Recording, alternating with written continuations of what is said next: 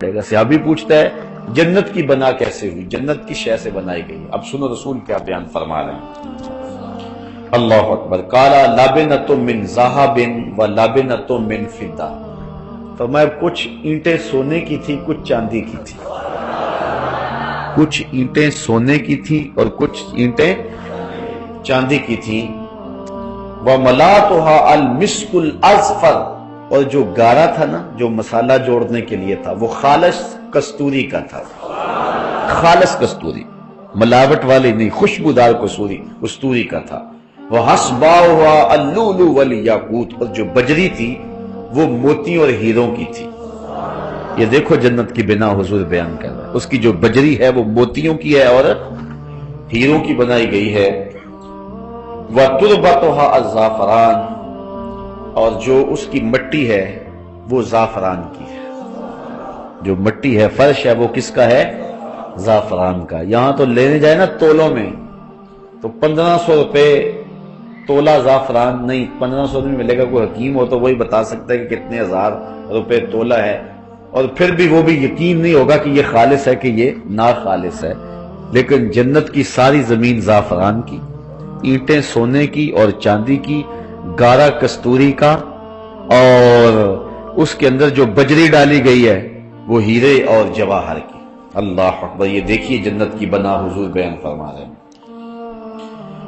آگے فرمایا یدخلها من یدخلها ینعم ولا یباس، جو داخل ہوگا پھر وہ جنت کی نعمتیں پائے گا اور کبھی بھی وہاں بوڑھا نہیں ہوگا۔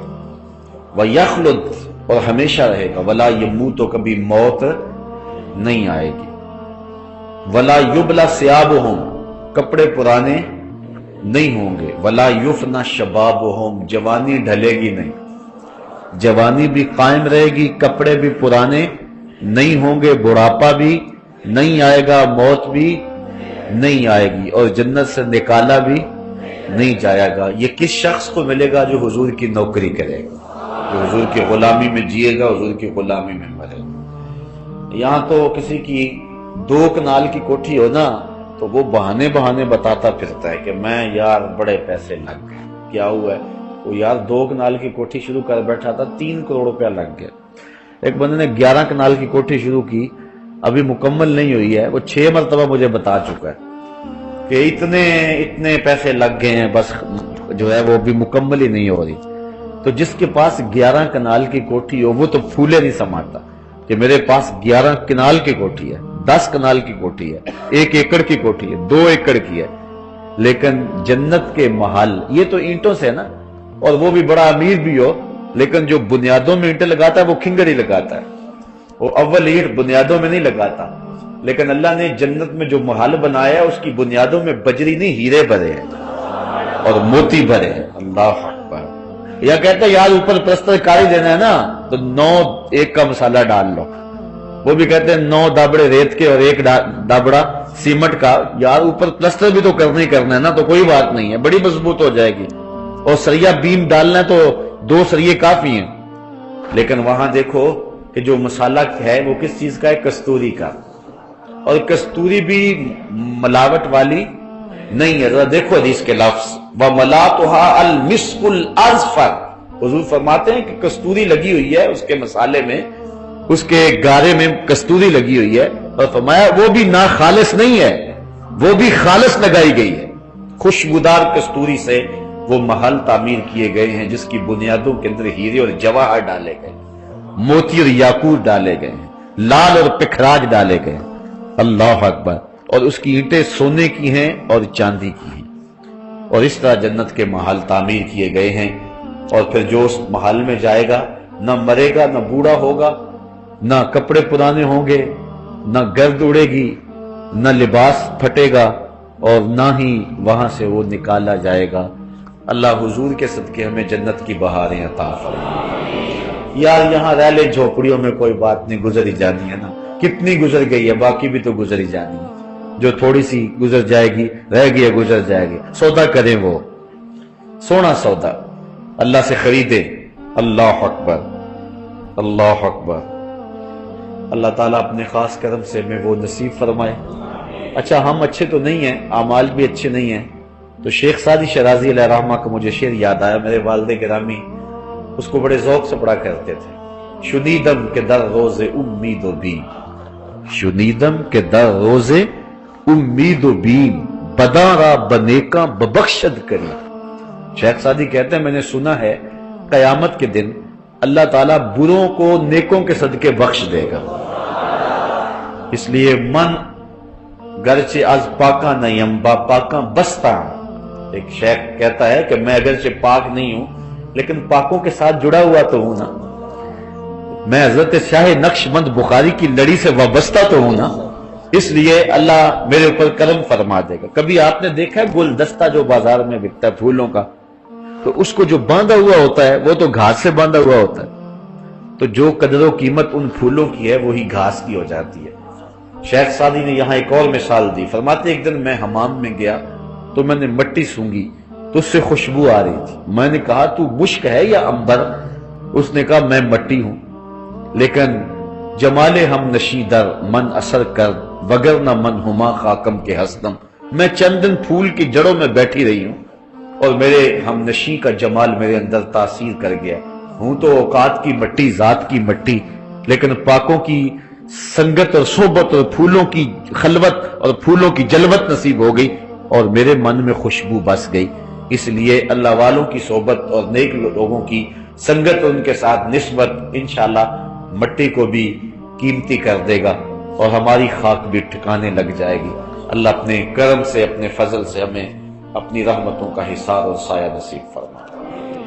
وَأَنْهُ، اور انہی سے یعنی حضرت ابو ہریرہ سے ہی ایک دوسری روایت ہے، قال قال رسول اللہ صلی اللہ علیہ وسلم ما فی الجنت شجرۃ الا وساقها من ذهب، رواہ الترمذی۔ یہ بھی ترمذی کی روایت ہے، پہلی روایت ترمذی، احمد اور دارمی کی تھی۔ حضرت ابو ہریرہ فرماتے ہیں جنت میں کوئی درخت ایسا نہیں ہے کہ جس کا تنا جو ہے وہ سونے کا نہ ہو، جنت کے ہر درخت کا تنا کس کا ہے؟ سونے کا۔ واہ واہ، کیسی اللہ تعالیٰ نے جنت سجائی اور سنواری۔ پھر فرمایا وَعَنْهُ، انہی سے روایت ہے، قال قال رسول اللہ صلی اللہ علیہ وسلم اِنَّ فِي الْجَنَّةِ مِئَةَ دَرَجَةٍ ما بین کل درجتین مئۃ عام، رواہ الترمذی۔ یہ بھی ترمذی کی روایت ہے۔ امام ترمذی فرماتے ہیں کہ جنت میں 100 درجے ہیں۔ کتنے درجے ہیں؟ 100 درجے، اور ایک درجے سے دوسرے درجے کا فاصلہ 100 سال کا ہے۔ اب بتاؤ کہ آخری درجے تک جاتے ہوئے کتنا عرصہ لگے گا؟ یہ درجے اللہ تعالیٰ جنت میں رکھے ہوئے ہیں اور اپنے پاک بندوں کو اللہ تعالیٰ ان درجوں میں رکھے گا اور انہیں رحمتوں سے نوازے گا۔ وعن ابی سعید رضی اللہ تعالیٰ عنہ، حضرت ابی سعید خدری سے روایت ہے، قال قال رسول اللہ صلی اللہ علیہ وسلم اِنَّ فِي الْجَنَّةِ مِئَةَ دَرَجَةٍ لَوْ أَنَّ الْعَالَمِينَ اجْتَمَعُوا فِي إِحْدَاهُنَّ لَوَاسِعَتْهُمْ۔ کہتے ہیں کہ جنت میں 100 درجے ہیں اور اگر ساری خدائی، ساری کائنات ایک درجے میں چلی جائے تو سما جائے، لیکن اللہ نے 100 درجے بنائے ہوئے ہیں جنت کے۔ وعنہ، حضرت ابو سعید خدری سے ہی روایت ہے، ان النبی صلی اللہ علیہ وسلم، وہ حضور سے روایت کرتے ہیں، فی قولہ تعالی، اللہ تعالیٰ کا یہ قول، وفرش مرفوع، جو جنت میں فرمایا گیا کہ قالین بچھے ہوئے ہوں، جنت میں فرش بچھے ہوئے ہوں گے۔ قال ارتفاعها لکما بین السماء والارض مسیرۃ 500 سنہ، کہا کہ وہ جو فرش بچھے ہوئے ہوں گے ان کی بلندی اتنی ہوگی کہ جتنی زمین اور آسمان کے درمیان ہے۔ اللہ اکبر، مسیرۃ 500 سنہ، اور لمبائی میں اتنے ہوں گے کہ 500 سال چلتے رہیں تو ایک قالین کا ٹکڑا بھی ختم نہیں ہوگا۔ اللہ اکبر۔ وعنہ، انہی سے روایت ہے، اور یہ روایت بڑی خوبصورت، قال قال رسول اللہ صلی اللہ علیہ وسلم ان اول زمرۃ يدخلون الجنہ یوم القیامہ ضوء وجوہہم علی مثل ضوء القمر لیلۃ البدر۔ حضور فرمایا جنت میں پہلا گروہ جو جائے گا ان کے چہرے ایسے چمک رہے ہوں گے جس طرح چودھویں کا چاند چمکتا۔ یہ انبیاء علیہ السلام کا گروہ ہوگا۔ وزمرۃ الثانیہ، اور جو دوسرا گروہ جائے گا، علی مثل احسن کوکب دری فی السماء، تو وہ ایسے ان کے چہرے چمکتے ہوں گے جس طرح آسمان پر جو ہے وہ روشن ستارہ چمکتا ہے۔ لکل رجل منہم زوجتان، اور ہر شخص کی مخصوص دو بیویاں ہوں گی۔ ویسے تو 70 حوریں بھی دی جائیں گی دنیا پر جو اس کی ازواج ہیں، اگر اعمال صالح ہوئے ان کے تو ایمان کے ساتھ اس دنیا سے چلی گئی تو وہ بھی جنت میں جائیں گی، لیکن اس کے علاوہ مخصوص 2 بیویاں اس کو عطا کی جائیں گی۔ علی کل زوجۃ 70 حلہ، ہر زوجہ نے 70 لباس پہنے ہوئے ہوں گے۔ کتنے لباس پہنے ہوں گے؟ 70 لباس۔ یرا مخ ساقہا من ورائہا، اور ان کی پنڈلی کے اندر ہڈی اور ہڈی کے اندر جو گودا ہے وہ 70 لباسوں سے بھی جھلک رہا ہو، یعنی اس قدر اس کی سفیدی اور اس قدر جو ہے اس کی چمک اور اس کی روشنی اور اس کی نورانیت ہوگی۔ اس کو بھی امام ترمذی نے اپنی سند کے ساتھ روایت کیا۔ وعن انس، حضرت انس سے روایت ہے، قال یؤتی المؤمن فی الجنۃ قوۃ کذا وکذا من الجماع، قیل یا رسول اللہ اوا یطیق ذلک، قال یؤتی قوۃ 100۔ حضور نے فرمایا جنت میں مومن کو قوت دی جائے گی اتنی مردانہ قوت۔ قیل یا رسول اللہ اوا یطیق ذلک، عرض کی حضور کیا وہ طاقت رکھے گا؟ قال یؤتی قوۃ، فرمایا ہاں اس کو طاقت اس کی دی جائے گی 100، یعنی جس طرح کہ 100 آدمیوں کی قوت ہے اس طرح ایک مومن کو جنت میں یہ قوت اور طاقت دی جائے گی۔ وعن سعد بن ابی وقاص، حضرت سعد بن ابی وقاص روایت کرتے ہیں، ان النبی صلی اللہ علیہ وسلم، حضور سے، انہو کہتے ہیں حضور نے فرمایا، قال لو انا ما یکل ظفر مما فی الجنۃ بدأ لتا زخرفت له ما بین خوافق السماوات والارض، ولو ان رجلا من اہل الجنۃ اطلع فبدأ صابره لطمس ضوءه ضوء الشمس کما تطمس الشمس ضوء النجوم، رواہ الترمذی۔ حضور نے فرمایا کہ جب آدمی کے ناخن ہوں تھوڑے سے تو کچھ میل وغیرہ ناخن میں پھنس جاتی ہے، وہ جو جنتی کے ناخنوں کے نیچے چیز ہوگی وہ میل تو نہیں ہوگی، وہ تو مشکی ہوگی نا، وہاں میل تو ہوگی، تو وہ اتنی قیمتی ہے۔ یعنی جنتی کی باقی نعمتیں تو ہیں جو صرف ناخنوں کے نیچے جو میل آپ سمجھ لیں وہ جنت کی وہ اتنی قیمتی ہے۔ ما یکلو ظفر مما فی الجنہ بدا لتز خارفت لہو ما بین خوافق السماوات والارض، فرماتے اگر وہ چھنک دے نا، وہ ایسے کر دے اور وہ نکل کے گرے، آسمان اور زمین تک جتنی جگہ ہے حتیٰ کہ زمین و آسمان کی جڑیں بھی روشن ہو جائیں۔ اب بتائیے کہ کتنی قیمت ہے اس کی، اللہ اکبر۔ اور آگے فرمایا وَلَوْ أَنَّ رَجُلًا مِّنْ أَهْلِ الْجَنَّةِ اطَّلَعَ فَبَدَأَ صَابِرًا، اور جنتی اگر اپنے کنگن ظاہر کر دے، یہ دنیا کے اوپر مردوں کے لیے لباس جو ہے زیور جائز نہیں ہے، صرف عورتوں کے لیے جائز ہے، مرد کو زیور کی ضرورت نہیں ہے، لیکن قیامت کے دن جنتیوں کو سونے چاندی کے کنگن پہنائے جائیں، آراستہ کیا جائے گا، رب ناز دیکھے گا، دنیا کے اوپر تم نے تکلیفیں اٹھائی تو کنگن پہنائے جائیں گے۔ اگر اس جنتی کے کنگن ظاہر ہو جائیں لَطَمِسَ ضَوْءُهُ ضَوْءَ الشَّمْسِ، اللہ اکبر، تو سورج کی جو روشنی ہے ختم ہو جائے۔ کس طرح؟ فما کما تطمس الشمس ضوء النجوم، جس طرح سورج چڑھتا ہے نا تو ستارے غائب ہو جاتے، اصل ستارے غائب نہیں ہوتے، ستاروں کی روشنی نظر ہی نہیں آتی کیونکہ سورج اتنا غالب ہوتا ہے۔ یہ کتنی روشنی ان کی نظر آ رہی ہے، یہ ٹیوب لائٹ ہے، یہ باہر جو جل رہی ہے، اگر سورج چڑھ جائے تو دن کو یہ لائٹیں آپ جلائیں باہر دھوپ میں تو وہ جلتا ہوا بلب کو روشنی دیتا ہے، روشنی دیتا ہے، لیکن سورج کی روشنی اتنی غالب ہوتی ہے کہ ہمیں نظر نہیں آتی۔ وہ زیرو کے بلب جتنا بھی چمکتا ہوا نظر نہیں آتا، کیونکہ غالب ہوتا ہے سورج۔ اسی طرح آسمان پہ ستارے ہوتے ہیں، لیکن جب سورج چمک جاتا ہے تو وہ ستارے نظر نہیں آتے ہیں۔ جس طرح سورج چمکے تو ستارے نظر نہیں آتے، تو حضور نے فرمایا اگر جنتی کا کنگن ظاہر ہو جائے تو سورج بھی نظر نہ آئے، اتنی روشنی پھیل جائے، اتنا اجالا ہو جائے۔ اللہ اکبر کبیر۔ وعن ابی ہریرہ قال قال رسول اللہ صلی اللہ علیہ وسلم، حضرت ابو ہریرہ سے روایت ہے، یہ بھی امام ترمذی اور سنن دارمی نے روایت کی۔ حضور نے ارشاد فرمایا اہل الجنت جرد مرد کہلا لا یفن شبابہم ولا یبلا ثیابہم، جنتی جرد اور مرد ہوں گے، یعنی جوان ہوں گے اور داڑھی اور مونچھیں نہیں ہوں گی، پورے جسم کے اوپر کہیں بھی کوئی بال نہیں ہوگا سوائے سر کے بالوں، ابروؤں کے بال ہوں گے، سر کے بال ہوں گے، چونکہ اگر یہ بھی نہ ہو تو بدصورتی ہوتی ہے۔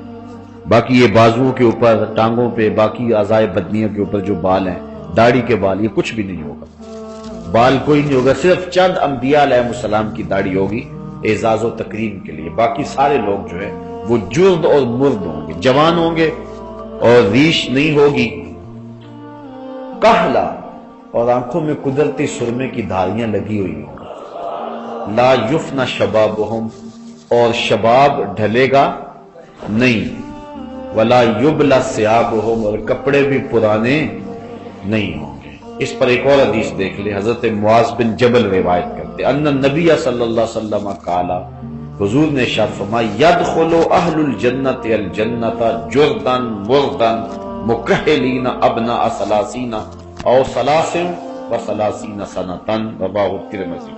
حضور فرمایا جنتی جنت میں جب داخل ہوں گے تو بے بال ہوں گے، جوان ہوں گے، آنکھوں میں قدرتی سرما لگا ہوا ہوگا، 30 سال کی عمر ہوگی، اور ثلاث و ثلاثین یا 33 سال کی عمر ہوگی۔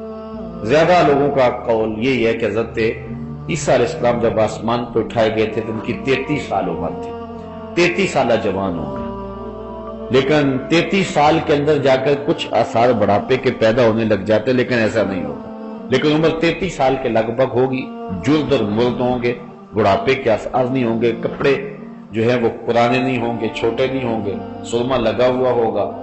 اللہ اکبر۔ تو اس حالت کے اندر جو ہے جو بھی جنت میں جائے گا، اگر کوئی بوڑھا بھی ہے تو جنت میں جوان ہو جائے گا۔ اس لیے ایک عورت آئی حضور کے پاس، بوڑھی خاتون، عرض کی حضور میرے لیے دعا کرو میں جنت میں چلی جاؤں۔ فرمایا بوڑھی عورتیں جنت میں نہیں جائیں۔ اچھا اس نے رونا شروع کر دیا، فرمایا نہیں بوڑھی عورت تو جنت میں جا ہی نہیں سکتی، اس نے اور رونا شروع کر دیا۔ پھر آقا مسکرائے، فرمایا جو بھی جائیں گی جوان ہو کے جائیں گی، بوڑھی کوئی نہیں جائے گی۔ تو یہ حضور کا مزہ تھا جو حضور کبھی کبھی فرما لیا کرتے تھے۔ تو اس لیے یہاں اگر کسی کو گھٹنوں سے اٹھا نہیں جاتا اور کمر میں درد رہتا ہے، سر میں شدید درد ہے، پولیو کا مارا ہوا ہے، دکھوں کا مارا ہوا ہے، بڑے دکھ ہیں، تکلیفیں ہیں، لیکن جنت میں نہ کوئی تکلیف، نہ کوئی پولیو، نہ کمر درد، نہ سینے کا درد، نہ کوئی مرض، نہ کوئی بیماری۔ آج تو کسی کے کپڑے بیچارے کے پھٹے پرانے، اس دن ایسا نہیں ہوگا، کپڑے بھی نئے، لباس بھی خوبصورت، چہرہ بھی خوبصورت، چاند بھی شرمائے، سورج بھی شرمائے۔ اللہ اکبر۔ تو یہ جنت اللہ تعالیٰ نے اپنے بندوں کے لیے تیار رکھی ہے، اور بندوں کس طرف لگے ہوئے ہو؟ اللہ کہتا ہے میں نے جنت تمہارے لیے سجائی ہے، تم تصور بھی نہیں کر سکتے جو میں نے وہاں تمہارے لیے بنا دی ہے۔ تو آؤ ذرا تم جو ہے اس جنت کے لیے، لوگ آج پیرس کو دیکھنے کے لیے بے تاب ہیں، وہ جائیں نا آپ کبھی وہاں ایمبیسی میں، تو وہاں لوگوں کا شوق ہوتا ہے، جب وہ ملتا ہے نا جو ہے وہ پاسپورٹ ہے، تو اس وقت اس طرح دل لوگوں کے دھڑک رہے ہوتے ہیں، رنگ اڑا ہوا ہوتا ہے کہ کہیں میرا جو ہے وہ ویزا ہی نہ رہ جائے۔ اور پھر جب وہ کھولتے ہیں تو پھر اگر ویزا نہیں لگا ہوتا تو میں نے دیکھا کہ یہ لوگ ایسے گر پڑنے لگے، اور جن کا لگا پھر وہ خوشی سے آنسو ان کے آ رہے ہوتے ہیں، جی ویزا لگ گیا، یار پیرس کا ویزا لگ گیا تو خوشی میں پھولے نہیں سمائے، تو پھر کیا مزہ ہوگا جن کا جنت کا ویزا لگ گیا، تصور بھی نہیں ہو سکتا۔ اس کے لیے اپلائی کر دو اور پھر معرفت حضور کی لکھ دو، انشاءاللہ یہ اللہ کے کرم سے یہ ویزا لگ جائے گا۔ اور جس کا لگ گیا، اللہ تعالیٰ فرماتا ہے وجوہ یومئذ ناعمہ، اس دن کچھ چہرے تر و تازہ ہوں گے اور کچھ چہرے اس دن جو ہیں وہ مرجھائے ہوئے ہوں گے۔ چہرے سے پتہ چلے گا یہ جنت میں جا رہا ہے یا جنت میں جا رہا ہے۔ کچھ چہرے ہنس رہے ہوں گے، ضاحکہ کے لفظ آتے ہیں، مستبشرہ، اور ان کے اوپر جو ہے وہ بشارت ہوگی، خوشی ہوگی، لوگ کہیں گے یہ جنتی جا رہا ہے۔ اور کچھ لوگوں کے چہرے لٹکے ہوئے ہوں گے اور سخت پریشان ہوں گے۔ دنیا میں تو جیسے بھی تھی زندگی، کاش کہ یہ زندگی ٹھیک ہو جاتی، لیکن اس دن پھر پچھتانے سے کچھ نہیں ہوگا۔ آج حضور نے سب کچھ بیان کر دیا، بتا دیا کیسے جنت کا نقشہ کھینچا رسول کریم نے۔ اللہ کو کثر چھوڑی، شوق پیدا ہوتا ہے کہ نہیں جنت کا؟ یہ حضور شوق دلا رہے ہیں۔ نعت خواں کہتا ہے کہ مجھے نہیں ضرورت جنت کی۔ عجیب بات ہے بھی تجھے۔ میں ایک عاشق رسول کو دیکھا مدینے میں، تو وہ بڑا غصے میں تھا وہ ایجنٹ پر۔ میں نے کہا جی میرا ٹکٹ نہیں لگ رہا ہے۔ میں نے کہا یار تم تو کہتے ہو کہ مدینے کے بغیر جی نہیں لگتا، مدینے میں جی نہیں اب لگ رہا تمہارا۔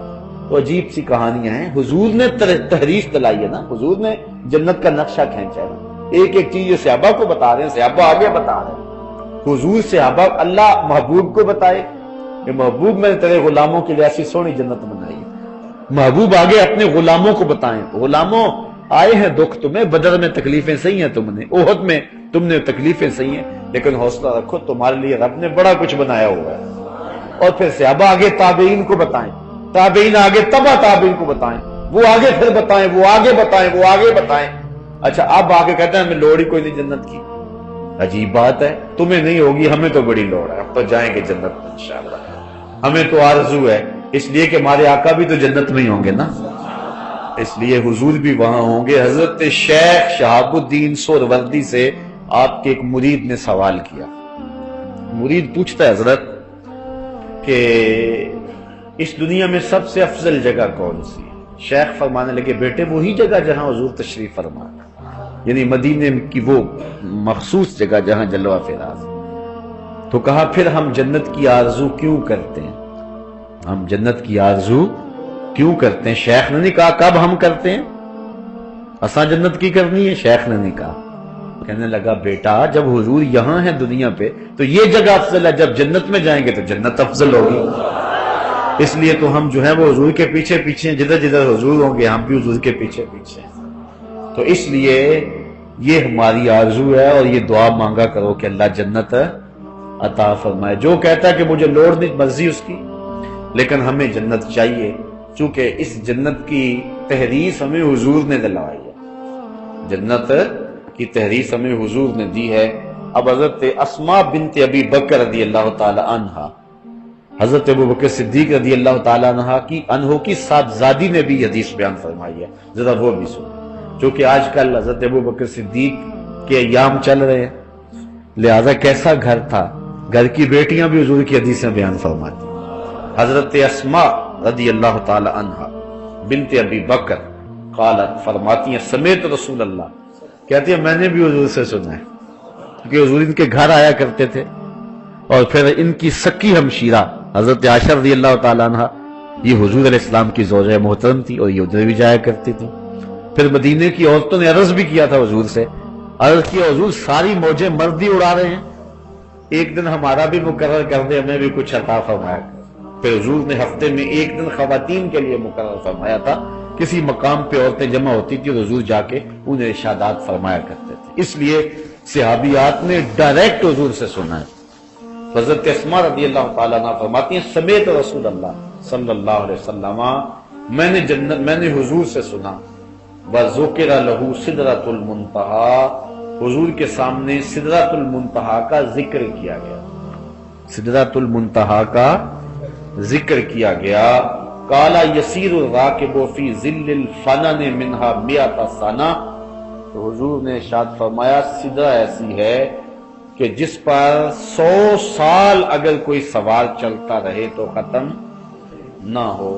وَيَسْتَظِلُّ بِظِلِّهَا مِئَةُ رَاكِبٍ، یا حضور نے یہ فرمایا کہ اس کے سائے میں 100 سوار جو ہیں وہ بیٹھ جائیں تو اس کا سایہ ان کے لیے کافی ہو۔ شک کا راوی فیا، راوی کو شک ہوا ہے کہ حضور نے وہ کہا تھا یا یہ کہا تھا۔ فِيهَا فَرَاشُ الذَّهَبِ کَأَنَّا تَمَرَهَا الْقِلَالِ، اس میں جو ہے وہ چمکدار پتنگیں ہیں، فراش کہتے ہیں یہ جو شمع کے گرد نہیں ہوتے وہ پتنگے ستنگے، وہ کیا کہتے ہیں اسے، پروانے. تو فرمایا کہ اس کے اوپر جو ہے وہ چمکدار جیسا سونا چمکتا ہے، اس طرح کے پروانے. اور وہ پروانے کون سے ہیں؟ فرشتے. وہ اللہ کے نوری فرشتے جن کے پر سونے کی طرح چمکتے ہیں. جس طرح شمع کے گرد پروانے ہوتے ہیں، سدرہ کے درختوں کے ساتھ وہ فرشتے لٹکے ہوئے ہیں. اللہ اکبر. کأنّا ثمرھا الکلال. اور فرمایا کہ اس کا پھل ایسا جس طرح مٹکے ہوتے ہیں، جس طرح مٹکے ہوتے ہیں. اور مٹکوں کے اندر ایسا ہے پھل میں جس طرح مکھن نہیں بھرا ہوا ہوتا، ان بٹنوں کے اندر وہ جو ہے وہ گودا بھرا ہوا ہے. یہ ہے سدرۃ المنتہا. ویسے عربی میں بیری کو کہتے ہیں، بیری، سدر، بیری. سدرۃ المنتہا وہ بیری کا ہم شکل کوئی درخت ہے جس کے پتے ہاتھی کے کانوں کے برابر ہیں اور پھل جو ہیں وہ مٹکوں کے برابر ہیں.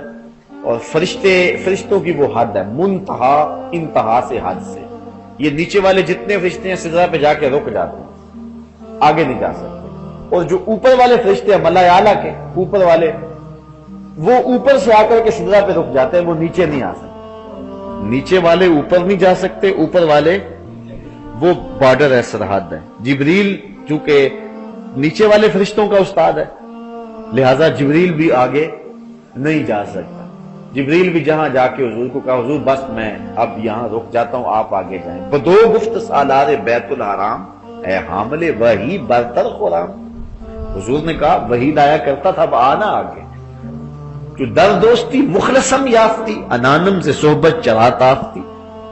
مجھے تو نے مخلص پایا، میں نے نبیوں کی امامت کروائی ہے، تیرا ہاتھ پھر بھی نہیں چھوڑا، تو اب تم میرا ساتھ کیوں چھوڑ رہے ہو؟ عرض کی اگر یکسر موئے برتر پرم، فروغ تجلا بسوزت پرم، لو دنو تو خط وطن لا ترک تو. اگر میں ایک بال بھی آگے بڑھوں تو جل کے راکھ ہو جاتا ہوں. جبریل بھی رک گئے، نور بشر دا جھگڑا چلیا تے سدرہ تے جا کے گل مک گئی. کوئی فلک تے رہ یار گیا، کوئی جا سدرہ تے ہار گیا. ایک کالیاں زلفاں والا سی جڑا عرش تو بھی لنگ پار گیا. آگے معراج کا موسم آ رہا ہے.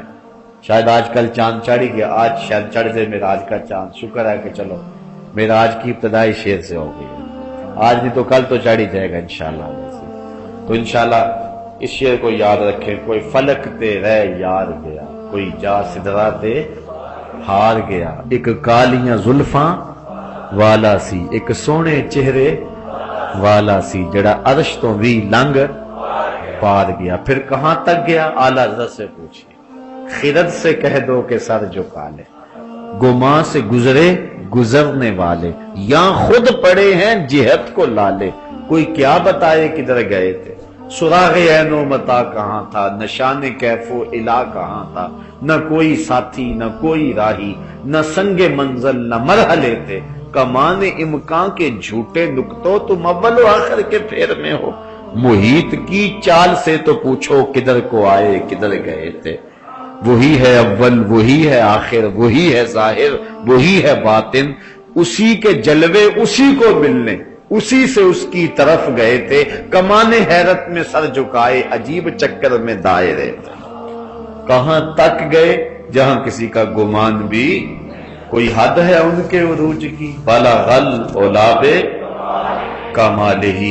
تو حضور نے ارشاد فرمایا کہ وہاں اس کے سدرۃ المنتہا کے جو پھل ہیں وہ مٹکوں کی طرح، چاٹیوں کی طرح، اور ان کے اندر مکھن جس طرح بھرا ہوا ہوتا ہے اس طرح کا گودا.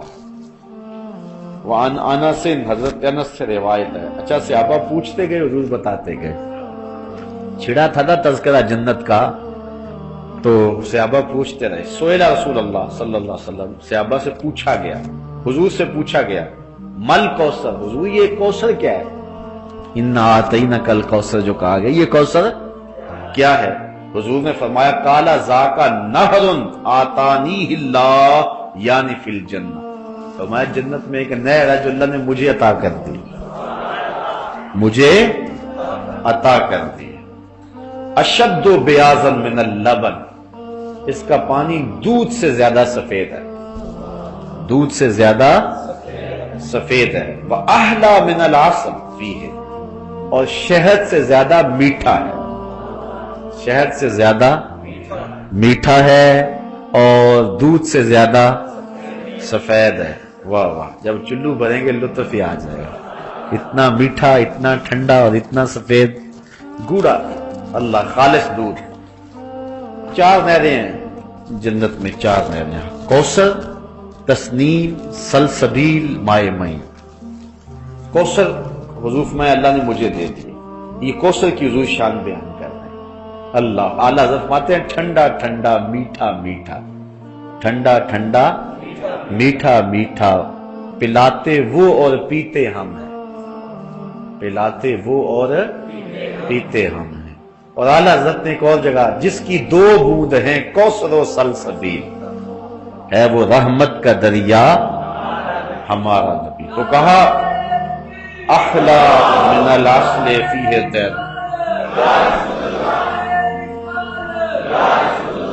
اللہ تیرے منہ میں کوثر کا پانی ڈال دے۔ اور جنہوں نے نعرے کا جواب دیا، اللہ ان کے منہ نے بھی مائے معین، سلسبیل اور تسنیم کا پانی ڈال دے۔ اللہ خیر کرے سب کی، اور انشاءاللہ اللہ حضور کے صدقے تو جنت عطا کرے انشاءاللہ۔ بڑی امید ہے، مایوس نہیں ہے انشاءاللہ۔ گناہ گار تو بڑے ہیں، گناہ گارم و لیکن خوش نصیب۔ اس نے کہا ہوں تو گناہ گار لیکن ہوں خوش نصیب، اس لیے کہ میرے دامن، میرے ہاتھ میں دامن تو محبوب آپ کا ہی ہے نا۔ تو لج پال پریت نو توڑ دے نہیں، جدی باں پھڑ دے انہوں چھوڑ دے نہیں۔ اس لیے ہمیں امید ہے کہ ضرور اللہ خاص کرم فرمائے گا اور ہم حضور کی قربت میں انشاءاللہ جنت میں ضرور پہنچیں گے۔ اللہ ہمیں جہنم سے بچائے اور جنت عطا فرمائے۔ اللہ اکبر۔ اور ایک حدیث میں آتا ہے کہ پیالے ستاروں کی طرح ہوں گے، جس سے وہ جام سے کٹورے بھر بھر کے پیئیں گے۔ اللہ اکبر۔ یہاں تو بندہ کہتا ہے کہ اب 2 گلاس 3 گلاس 4 گلاس آگے تو میں پی نہیں سکتا، لیکن وہاں کوئی مسئلہ ہو گیا، جتنا مرضی پیتے جاؤ، کبھی نہر پہ بیٹھ کے پیو، کبھی گھر بھی لے آؤ، کبھی پھل کھاؤ جنت کے۔ اللہ اکبر۔ چلو اللہ نے موقع دیا تو جنت میں چلے گئے تو اکٹھے کر لیں گے سب کو۔ آج کل تو لنگر کا مسئلہ ہوتا ہے نا کہ لنگر اتنا زیادہ کہاں سے پکائیں، وہ ادھر سے نہر کے کنارے پہ درس قرآن کر لیا کریں انشاءاللہ، حوض کوثر کے کنارے پیتے جاؤ اور سنتے جاؤ۔ اللہ اکبر۔ پھر انشاءاللہ یہ مجلس یاد آئے گی، اللہ نے اگر نصیب کیا، اللہ اپنے کرم سے نصیب فرمائے۔ امید رکھے انشاءاللہ اللہ خیر کے دروازے کو۔ تیرن فیہ تیرن آناکہا کآناک الجزر، حضور نے فرمایا حضرت انس سے، کہا وہ جو جنت ہے نا، جنت اس میں وہ کوثر کی نہر ہے جو دودھ سے زیادہ سفید ہے اور شہد سے زیادہ مٹھی ہے۔ یہاں جو نہریں ہوتی ہیں ان میں مچھلیاں ہوتی ہیں اور مرغابیاں ہوتی ہیں، تو اس میں بھی ایک جانور ہوگا، اس میں بھی مرغابیاں ہوں گی۔ وہ کیسی ہوں گی؟ سنو حضور، کآناک الجزر، جس طرح اونٹ کی گردن ہوتی ہے اس طرح ہوں گی، شکل بڑی خوبصورت، اور اس طرح کی شتر مرغ ہوں گے۔ اچھا، قال یا رسول اللہ، قال عمران، حضرت عمران نے کہا ھذہ لناعمۃ، قال رسول اللہ صلی اللہ علیہ وسلم اکلتھا انعم منھا، اس کی حضور پھر تو مزہ ہی آ جائے گا۔ حضرت عمران نے کہا، وہ بھی پاس ہی بیٹھے تھے، کہا کہ حضور پھر تو مزہ ہی آ جائے گا جب اس نہر کے اندر وہ جانور چل رہے ہوں گے، اونٹ کی گردن جتنے جانور اس طرح چل رہے ہوں گے۔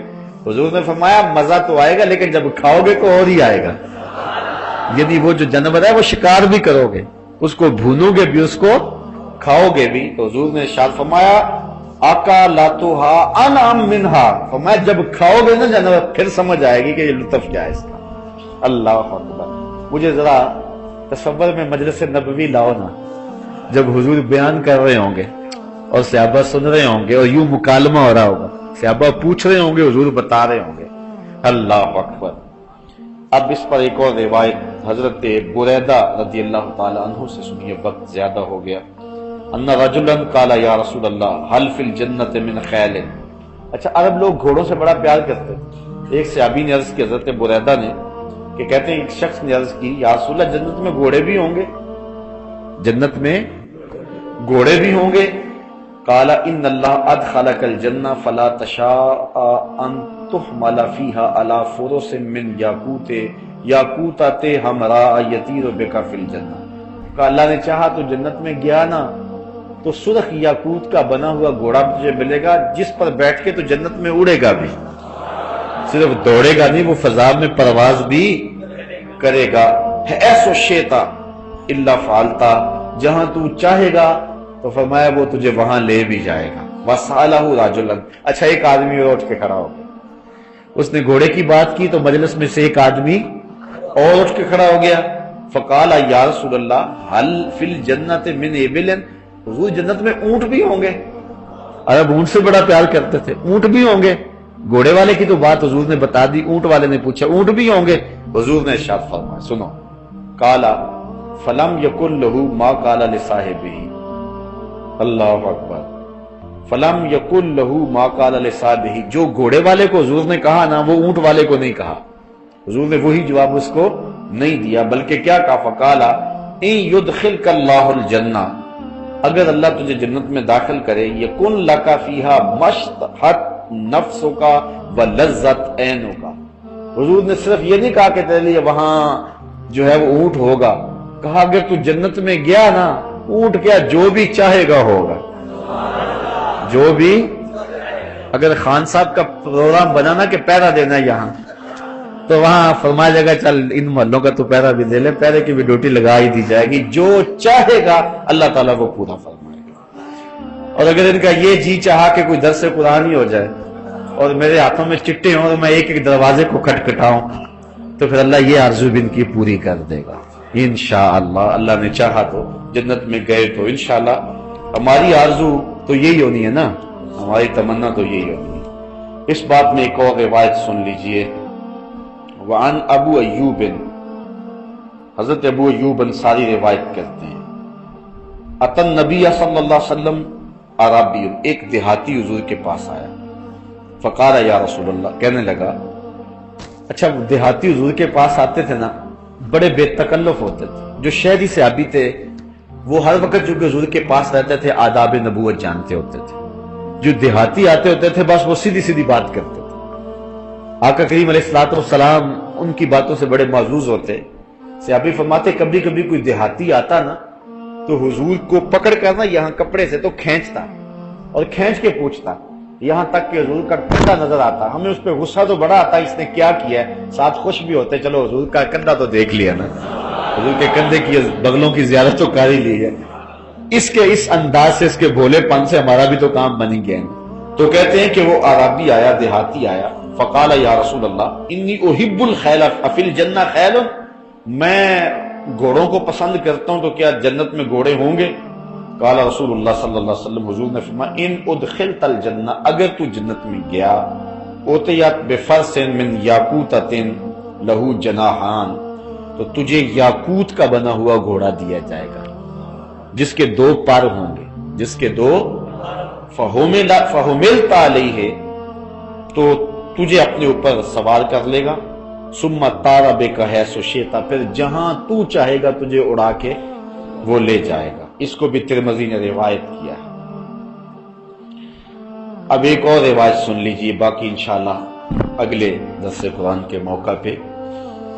حضرت بریدہ ہی روایت کرتے ہیں، یہ روایت بڑی ٹھنڈ ڈالنے والی روایت ہے، اور میرے والد گرامی رحمت اللہ تعالی علیہ بڑی کثرت کے ساتھ یہ روایت بیان کیا کرتے تھے اور بڑے خوبصورت نکتے بیان کیا کرتے تھے۔ اب وقت سمٹ گیا، اب اس پر میں تھوڑی سی گفتگو کرتا ہوں۔ کہتے ہیں کہ حضور نے ارشاد فرمایا، قالا قالا رسول اللہ، کس نے ارشاد فرمایا؟ رسول اللہ نے، حضور نے ارشاد فرمایا۔ کیا ارشاد فرمایا؟ سنو، اہل الجنت عشرون و مئۃ صف، حضور فرمایا جنت میں 120 صفیں ہوں گی۔ کتنی صفیں ہوں گی؟ 120 صفیں ہوں گی، بڑی لمبی،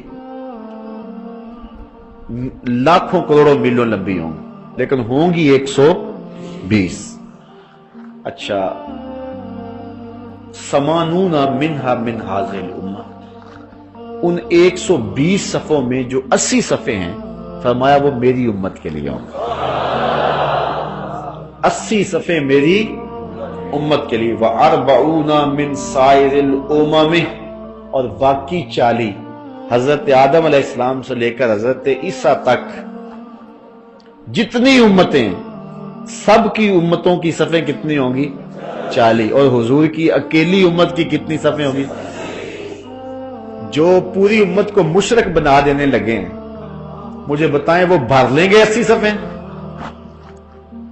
جو قبروں پہ گیا وہ بھی مشرک، جس نے نبی کا وسیلہ مانگ لیا وہ بھی مشرک، جس نے یا رسول اللہ کہہ دیا وہ بھی مشرک، جو پوری امت کو 14 صدیوں سے لے کر کے ان کے شرک کے فتوے سے کوئی نہیں بچتا۔